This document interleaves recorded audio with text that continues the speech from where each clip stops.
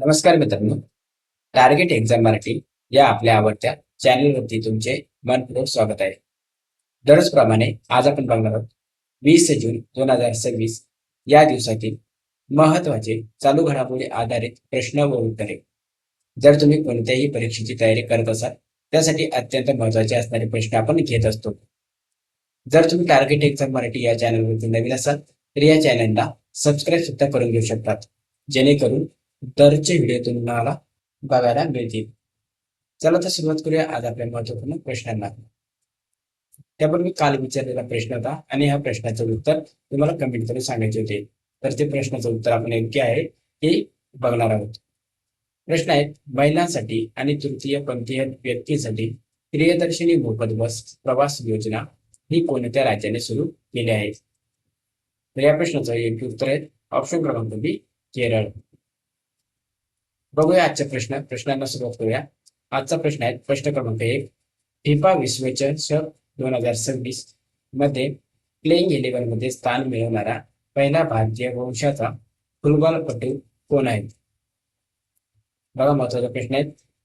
FIFA world cup मध्ये playing 11 मध्ये म्हणजे 11 खेळाडूंमध्ये स्थान मिळवणारा पहिला भारतीय फुटबॉलपटू हा सरप्रीत सिंग हा बनलेला आहे. ऑप्शन क्रमांक सी या प्रश्नाचं योग्य उत्तर असणार आहे. त्याबद्दल माहिती घेऊया. तर न्यूझीलंडच्या राष्ट्रीय फुटबॉल संघाकडून खेळणारे सरप्रीत सिंग हे फिफा विश्वचषक 2026च्या प्लेइंग 11 मध्ये स्थान मिळवणारे पहिले भारतीय वंशाचे फुटबॉलपटू ठरले आहेत. बघा, इतर भारतीय वंशाचे खेळाडू सुद्धा फुटबॉलपटू ठरलेले आहेत. तर पहिला आहेत निशान वेलुपिल्लई, जे ऑस्ट्रेलिया संघाचे आहेत. पुढील सॅम्युएल मॅथ्यूसामी हा कांगो या संघातून खेळतो. आणि पुढील आहेत तहसील मोहम्मद जमसन हा कतार या संघातून खेळणारा प्लेअर आहे. तर हे 4 प्लेअर आपल्या भारताचे आहेत जे फिफा विश्वचषक 2026 मध्ये खेळत आहेत. पुढील प्रश्न 2. भारतीय नौदलाने 55 वर्षाच्या सेवेनंतर कोणता हेलिकॉप्टर ताफा हा निवृत्त केलेला आहे? तर भारतीय नौदलाने 55 वर्षाच्या सेवेनंतर सी किंग या नावाचा हेलिकॉप्टर किंवा या नावाचे हेलिकॉप्टर ताफा हा निवृत्त केलेला आहे. ऑप्शन ए या प्रश्नाचं राईट आन्सर होईल. तर भारतीय नौदलाने 55 वर्षाच्या शानदार सेवेनंतर आपला ऐतिहासिक सी किंग MK-42B हा हेलिकॉप्टर ताफा आणि INA-S 330 हारपून ही स्क्वाड्रन अधिकृतपणे निवृत्त केलेले आहेत. तर त्यांच्या जागी आता अधिक प्रगत MH-60R हॉक, तर हे तुम्हाला लक्षात ठेवायचं आहे, त्याच्या जागी आलेली नवीन हेलिकॉप्टर आहे. तर हे हेलिकॉप्टर ताफाचा समावेश करण्यात आलेला आहे. तर तुम्ही इथे बघू शकता सी किंग 42B BDS फेअरवाल. पुढचा प्रश्न 3. DRD ने long range land attack cruise missile ची यशस्वी उड्डाण चाचणी ही कोठे घेतली आहे? Long range land attack cruise मिसाईलची यशस्वी उड्डाण चाचणी ही चांदीपूर ओडिशा या राज्यामध्ये घेण्यात आलेले आहेत. ऑप्शन बी योग्य उत्तर. तर DRDO ने long range land attack cruise मिसाईलची यशस्वी उड्डाण चाचणी ही ओडिशातील किनारपट्टीवरील डॉक्टर APJ अब्दुल कलाम बेटावरून घेतलेली आहेत.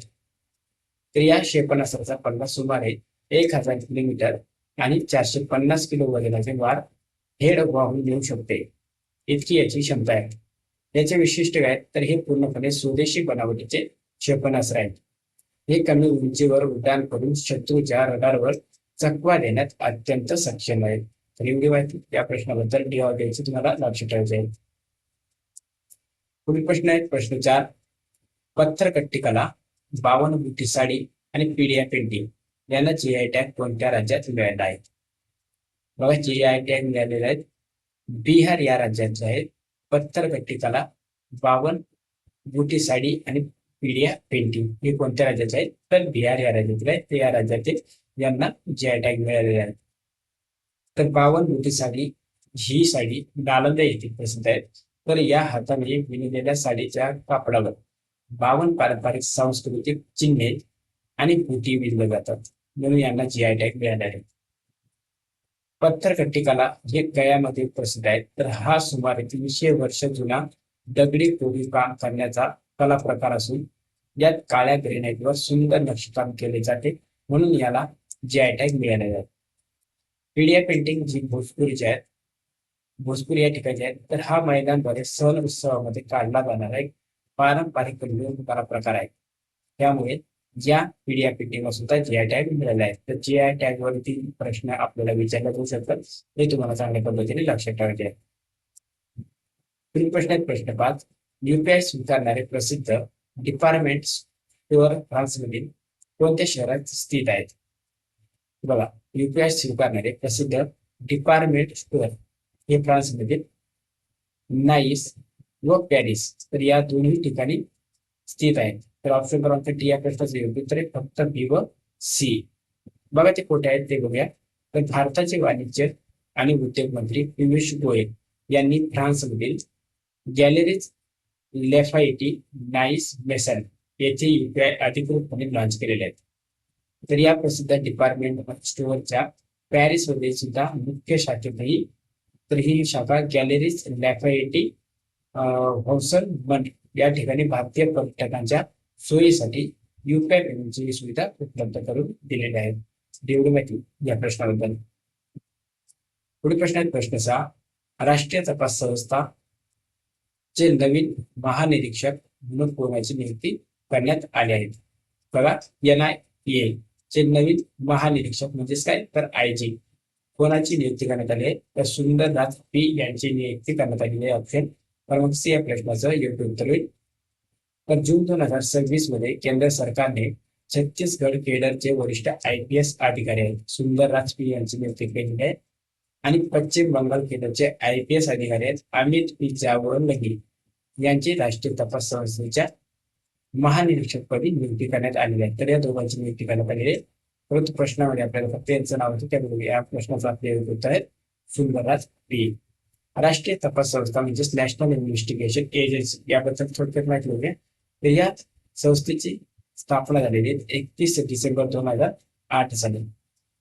या संस्थेचे उत्तर आहेत नवी दिल्ली या ठिकाणी नियंत्रण करते. भारत सरकारच्या गृह मंत्रालयाच्या अंतर्गत ही कार्यरत असणारी संस्था आहे. क्षेत्राधिकार कोण म्हणत आहेत? तर संपूर्ण भारत, पुढे संपूर्ण भारतमध्ये कार्य करू शकते. राज्याची विशेष परवानगी न घेता थेट तपास करण्याचे अधिकार NIA कडे आहेत. NIA एवढी माहिती या प्रश्नावर. पुढील प्रश्न आहे प्रश्न 7. कोणती कंपनी भारताची 130वी युनिकॉर्न कंपनी बनली आहे? बघा, कोणती कंपनी भारताची 130वी युनिकॉर्न कंपनी बनली आहे? तर सर्वम AI ही कंपनी 130वी युनिकॉर्न कंपनी बनलेली आहे. ऑप्शन सी प्रश्नाचा राईट आन्सर होईल. तर या कंपनीने सिरीज बी फंडिंग फेरीतून 234 दशलक्ष म्हणजे अंदाजे 2210 कोटी उभे केले असून त्यानंतर कंपनीचे एकूण मूल्य 1.5 अब्जावर पोहोचले आहेत. तर या फंडिंगचे फेरीचे नेतृत्व SCL टेक ने केले होते. तर कुणी केले होते? SCL टेक या कंपनीच्या संस्थेचे फंडिंग फेरीचे नेतृत्व केले होते. पुढील प्रश्न फिफा विश्वचषकाच्या 6व्या आवृत्तीमध्ये खेळणारा पहिला फुटबॉलपटू कोण ठरला?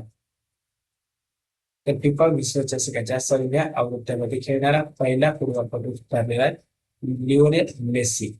ऑप्शन ए या प्रश्नाचं राईट आन्सर होईल. तर बघा, अर्जेंटिनाचा महान फुटबॉलपटू लिओनेल मेस्सी हा फिफा विश्वचषकाच्या 6 वेगवेगळ्या आवृत्त्यांमध्ये खेळणारा जगातील पहिला पुरुष फुटबॉलपटू ठरलेला आहे. तर त्याने 2006, 2010, 2014, 2018, 2022 आणि 2026 अशा लागोपाठ 6 फिफा विश्वचषक स्पर्धांमध्ये सहभाग नोंदवून हा ऐतिहासिक विक्रम यांनी केलेला आहे लिओनेल मेस्सी यांनी. प्रश्न येऊ शकतो, लक्षात राहू द्या.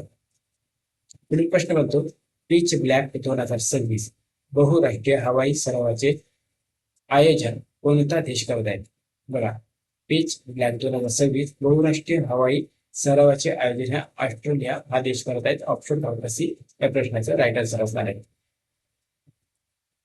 प्रश्न क्रमांक संरक्षण मंत्रालयाने NCCच्या 2 नवीन स्वतंत्र राज्य संचालनालयाला कोणत्या राज्यासाठी मंजुरी दिली आहे?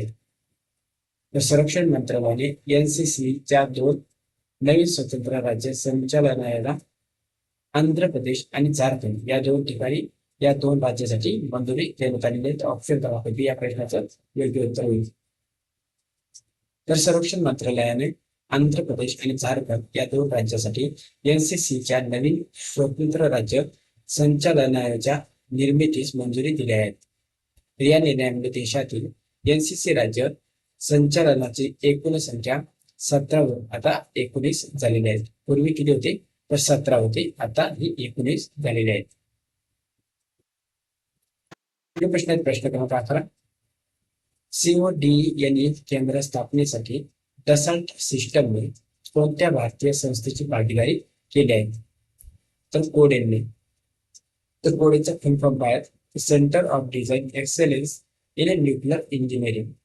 तर या प्रश्नाचा राईट आन्सर आहे ऑप्शन क्रमांक सी IIT हैदराबाद. तर IIT हैदराबाद या संस्थेची भागीदारी केलेली आहे कोडेन केंद्र स्थापन करण्यासाठी. कोणी? तर डसाल्ट सिस्टमने. बघा, डसाल्ट सिस्टमने कोडेन म्हणजे centre of design excellence in nuclear engineering हे केंद्र स्थापनेसाठी भारतीय तंत्रज्ञान संस्था हैदराबाद या संस्थेची भागीदारी केलेली आहे. यामागचा उद्देश काय आहे?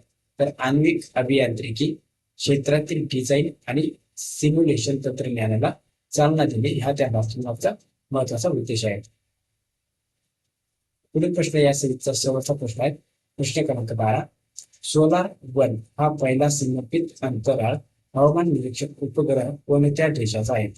SOLAR-1 हा पहिला समर्पित अंतराळ आहे. तो हवामान निरीक्षक उपग्रह आहे. हा कोणत्या देशाचा आहे? तर अमेरिका या देशाचा आहे. ऑप्शन क्रमांक बी या प्रश्नाचा आपला राईट आन्सर असणार आहे. संचालक कोण आहे? तर हा उपग्रह अमेरिकेच्या national oceanic and atmospheric administration द्वारे हा चालवला जाणार आहे. याचे मुख्य स्थान आहेत. हा उपग्रह सूर्य आणि पृथ्वी दरम्यान असलेल्या लॅग्रेंज पॉइंटवर येथे कार्यरत आहे. तर यामागचे उद्दिष्ट काय? तर अंतराळातील हवामान आणि सौर वादळांचा अभ्यास करणे, पृथ्वीवरील पॉवर ग्रीड, सॅटेलाइट आणि दळणवळण नियंत्रणाच्या धोक्याची पूर्वसूचना देणे हा या उपग्रहाचे मुख्य कार्य आहे किंवा या उपग्रहाचे मुख्य उद्दिष्ट आहे. तर एवढी माहिती त्या प्रश्नाबद्दल. विद्यार्थी मित्रांनो, हे होते आज आपले 12 प्रश्न बघितले आपण. तर दररोज आपण 12 प्रश्न बघत असतो आणि आशा करतो तुम्ही शेवटपर्यंत आपला व्हिडिओ बघत आहोत. आणि शेवट बघत आहोत तर प्रश्न आहेत तुमच्यासाठी आणि या प्रश्नाचं उत्तर तुम्हाला कमेंट करून सांगायचे असतील. बघा प्रश्न काय आहेत? भारताचे 31वे लष्कर प्रमुख कोण आहे? पर्याय ए मनोज पांडे, पर्याय बी बिपिन रावत, पर्याय सी लेफ्टनंट जनरल धीरज सेठ, पर्याय डी M.M. नरवणे. या 4 पर्यायापैकी योग्य उत्तर तुम्हाला कमेंट करून सांगायचे आहे. प्रश्नाचे उत्तर चुकू द्या, काही हरकत नाही, परंतु प्रश्नाचं उत्तर देण्याचा प्रयत्न करा. दररोजप्रमाणे ठीक 5 वाजता आपण लेक्चर घेत असतो. तर ठीक 5 वाजता तुम्ही लेक्चर बघत चला. चला तर भेटूया आपण आपल्या आता उद्याच्या व्हिडिओमध्ये. तोपर्यंत धन्यवाद. व्हिडिओ आवडला व्हिडिओला लाईक आणि चॅनलला सबस्क्राईब नक्की करा.